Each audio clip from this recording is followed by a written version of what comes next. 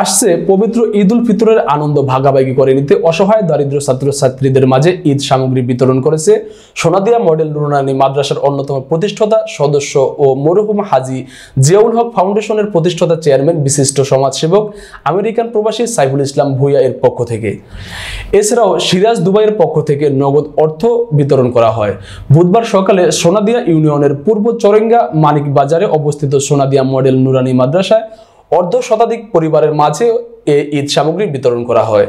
এ সময় উপস্থিত ছিলেন সোনাদিয়া মডেল নুরানী মাদ্রাসা পরিচালনা কমিটির সভাপতি আবুল হাশেম, সহসভাপতি মাসুম মান্না, সেক্রেটারি মোহাম্মদ আলাউদ্দিন, সহ সেক্রেটারি মোহাম্মদ বিলাল উদ্দিন, মাদ্রাসার জমিদাতা সদস্য মোহাম্মদ ফারুক, মাদ্রাসার প্রধান শিক্ষক মোহাম্মদ আরিফুল ইসলাম, সহকারী শিক্ষক ও ছাত্রছাত্রী অভিভাবক বৃন্দ।